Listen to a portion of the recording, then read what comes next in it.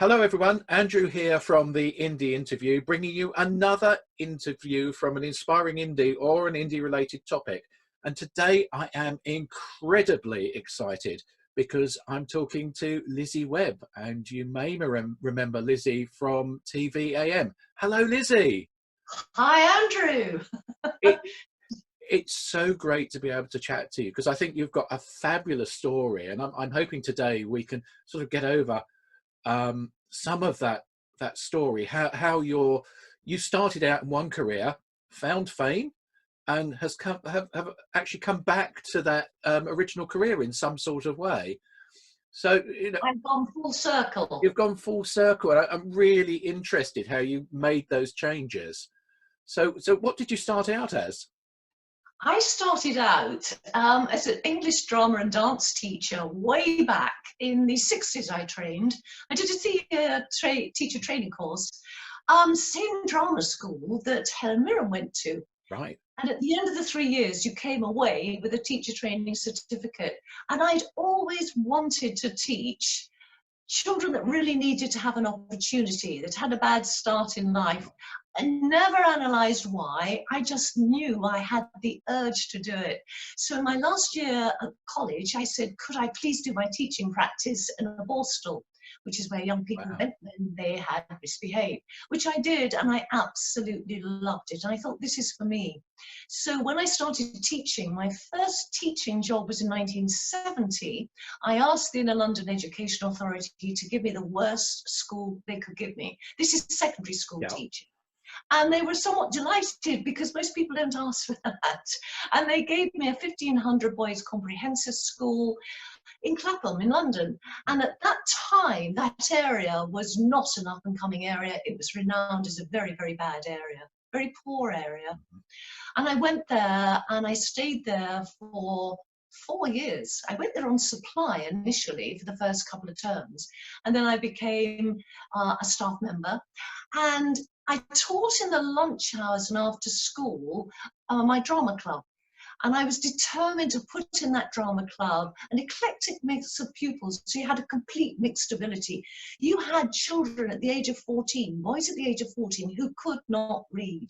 They'd been through primary school, they could not read. I had one boy who wrote X for his surname, Rupert X. He'd been right through primary school. And yet these were boys that had absolute talent. They loved dancing, they loved singing, and they loved acting. So we put together about 25 boys and then put on plays. And I say we because there was a maths teacher called Lizzy Webb who wrote the funniest of scripts. And in the school theatre, we'd put on these plays twice a year, and he would make sure they were written in the vernacular that kids could understand. We didn't do Shakespeare. He was very talented at making up the plays. So I taught these boys in the lunch hour, in the drama club, to dance. Now, in those days, boys did not dance in the early 70s. It was not considered the thing to do in a boys' comprehensive school.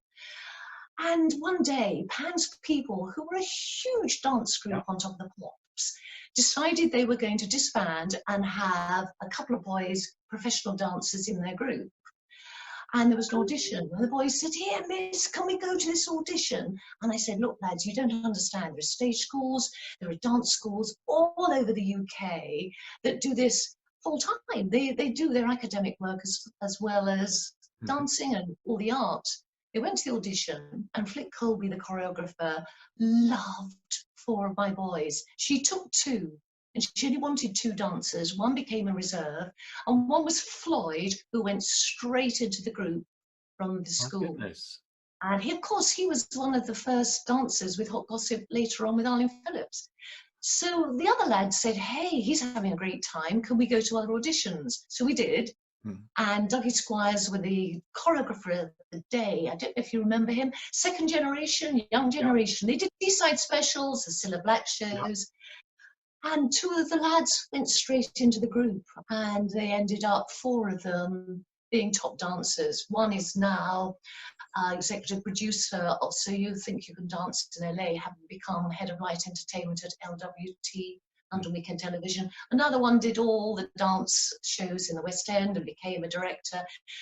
And another one became the first black dancer in the English National Ballet Company. And this was all from the Boys Comprehensive. And you could see this wealth of talent. What they needed was opportunity. And that's really how it all began. And Dougie Squires, the choreographer, said, Lizzy, I love the way you trained your boys. You should be in stage schools. And at that point, I had left to do a year teaching in what they called then a home for disturbed adolescents, Hmm. which you would never be allowed to call Yeah. today. And so after a year there, I left there and went into stage schools and started teaching. So you had people like Bonnie Langford, Sadie Frost, all sorts of people, Amanda Mealing at that time, and Sylvia Young stage school, all sorts. Um, and then went to teach at the Dance Centre in Covent Garden. And there I was holding my own classes, and you got to see regular people. And one day this girl came up and she said, my name's James Hacknell. My boss is Greg Dyke. Hmm. He's taken over at TVAM after the famous five of David Frost, Angela Rippon, and a very straightforward, very newsworthy TVM breakfast show. He'd come in to get the ratings going because that had really failed. And they wanted someone that was very different to the Green Goddess, who had started on BBC Breakfast Time a couple of months earlier. And she said to Greg Dyke, I go to this mad person who makes exercise fun. She doesn't make it all aerobics and straightforward, not smiling. She makes it fun and in a way we can understand it. And that is literally how I got my job on TVAM. So it's kind of right place, right time, but you had all the ingredients there, the sort of way you were doing it. You were just right for the opportunity, almost, it sounds. I think so. I think that past experience of teaching very, very difficult children, then dance students at the London Studio Centre and the stage schools, that huge mix of people was actually to my great advantage without me realising, because I never had a career path mapped out. It was just different opportunities for me coming along. And therefore, I think also, I've been extremely lucky as a child with opportunities. I've been on a scholarship to the Guildhall School of Music every Saturday for 5 years playing my violin. I got into the National Youth Theatre after auditioning. So I'd had these opportunities besides being at a dance school myself when I was very, very young. So I think with all that experience in the arts, it all came together on TVAM. And I was incredibly lucky, Andrew, because Greg Dyke said, I know nothing about exercise, you do what you want. Yeah. Now, for someone in television to say that to you, to give you that opportunity to do what you think is right, along with his PA to begin with, Yeah. was quite extraordinary. So I was very, very different to Diana Moran, the Green Goddess, and was able and I was allowed to be so. But you seized it, didn't you? I mean, you made it very much your own. I guess so. Like I Yeah. said, look, when people are getting out of bed, we need to shake out. We Yeah. need to loosen up before we even begin to exercise. So I called it shake out. Right. I also felt people would be in their pajamas or dashing off to Yeah. work. If you've only got 3 or 4 minutes, and that's all I had at 10 to 7, and then again at 9:15 to close the show, why be dressed in anything other than casual clothes? And if my job is to get Britain moving and on its Yeah. feet and thinking about exercising and engaging in some form of exercise, then wear casual clothes. And the advantage of that was people, if they weren't interested in exercise, would look to see what I was wearing. And Mhm. a huge factor of what I did was choreography. I would listen to loads and loads of music that was sent to me and choose what I felt would wake people up, and music I could choreograph to. And in those days, we had Stock Aitken and Waterman Yeah. very much doing a beat that you could move to, or even the Beatles. There was so much music around. So I would choreograph, and all the work that I had done in stage schools and when I was at school myself came to the fore, because it wasn't just straight exercise. I would choreograph very carefully the exercises to the music. So when you have a chorus, that's often what you latch onto and how you remember that piece of music. So I would repeat the series of exercises that I devised to that chorus. And what actually happened was that if I chose a piece of music that I thought was right, and I had the artist in with me, it would actually get the music in the charts. So that record would go into the charts without any other airplay whatsoever. So Am, I was inundated by record companies wanting me to have their artists on with them, because for them it was a great showcase. am I right in saying that a certain boy band had their first #1 after appearing with you? Yes, it didn't actually get to #1, but what actually happened, and the group that you're talking about, Andrew, I know, is Take That. Yeah. This is way before they became the huge global recognized pop group that they are. Nobody had really heard of them, and they hadn't had much exposure at all. And there was a program called the Junior Royal Variety Show, which went out one bank holiday Monday in the afternoon. And I just happened to be at home on that Monday when it went out. And I saw this group of 5 lads, and I thought, oh, well, they've got energy. Don't really know them. No one's really heard of them. So I thought, well, perhaps they'd like to come on with me, because I know that if I do something with them for 3 times in 1 week or 2 weeks, that will get them in the charts. So I tracked them down straight away with their manager and got them in.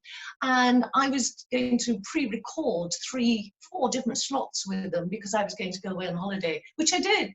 Yep. And the record got them in the charts. And I had a wonderful fax. Remember what a fax is? Yes, just It was about. the fax letters from their record plugger, and thanking me for getting them in the charts. She said, I know for a fact through them coming on with you, it's got them straight in the charts. So that was fabulous to be able to give them their first opportunity of making their first record a hit. It's kind of interesting. It's another opportunity, synchronicity, right place, right time, and grasping that opportunity. That's right. It was lovely. Do you remember Sonia, the Liverpudlian Yes. singer Sonia? When we got together, we did the Peter Kay video. Do you remember? He got a whole lot of people that he felt had influenced him when he was growing up to do the Proclaimers record. Yeah. You remember the Proclaimers record, 500 Miles? 500 miles, yes. And that's what we did. And we went to Welsh Studios, and it was like a reunion. There was Rainbow that he used to watch. There was Doctor Who, Fraser Fraser. There was all sorts of people that it was lovely. And there was Sonia, and she came up to me and she said, Lizzie, you gave me my first hit. Thank you so much. And it was just amazing to be thanked by someone like that, who had never forgotten that that really helped her. And I just loved, it was like teaching. It was giving people an opportunity, except Andrew, one person that never needed an opportunity, that tracked me down to pick up the phone to thank me and to invite me out to lunch, was someone that didn't need that, but he recognized that because I'd given him so much airplay and choreographed to his music, it had made him a hit. And that's George Harrison from the Beatles. How amazing is that? That is totally amazing. I mean, at that era, I remember being at home, and I have to admit I wasn't doing Keep Fit with you, but I can remember you on the television, and I can remember all of those people who used to come on and the dancers. I've still got Take That embedded in my mind. You know, it's quite interesting that you were in a school, you've gone through teaching, you've been involved in the entertainment business, and suddenly this opportunity came along which you made your own. And I hope you don't mind me saying this, you made yourself a 1980s and 90s icon. That's kind of you. Yeah, no, but it's fascinating to see how it all led there, and how there's an element of chance, an element of grabbing it, an element of kind of being prepared to take some risks and do your own thing there. Lots of learning. Can I speed you through? Because I think what's very interesting for the indie audience is, having had this fabulous time at TVAM, it wasn't over then. You know, I mean, I know you went back into helping particularly disadvantaged young people. Um, Um,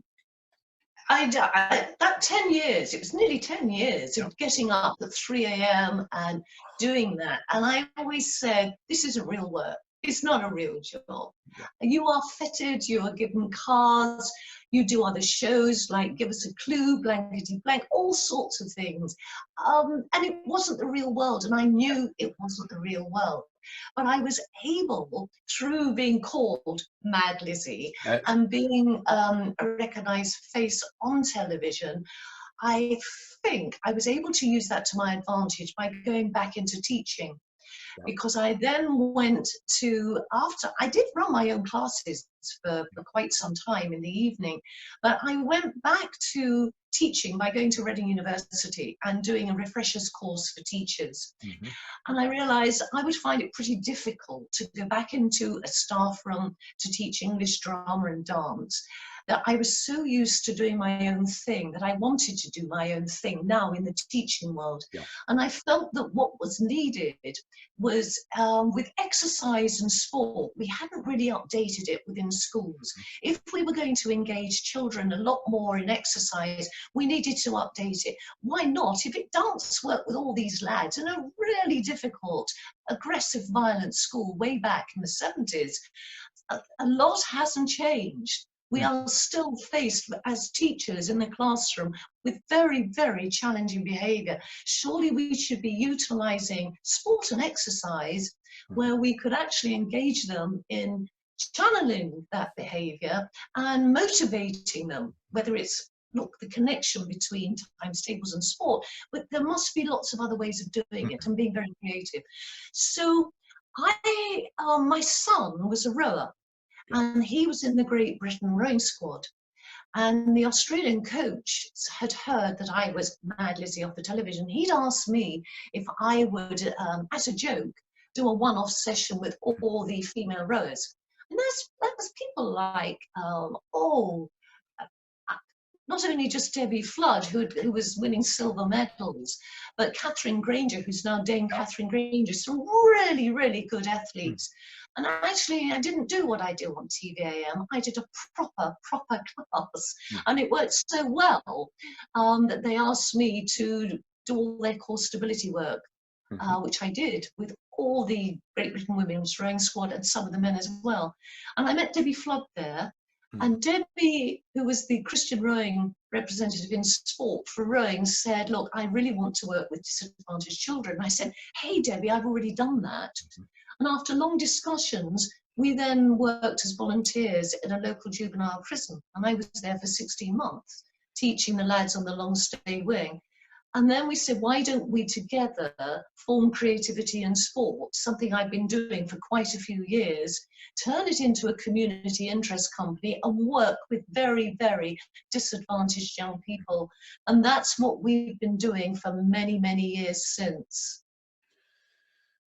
So it's been amazing for me to see just you've been unfurling this kind of journey from school through to TVAM, and now you're back there, and I think you still are right now. I mean, you to me are the original indie. I hope you don't mind me calling that.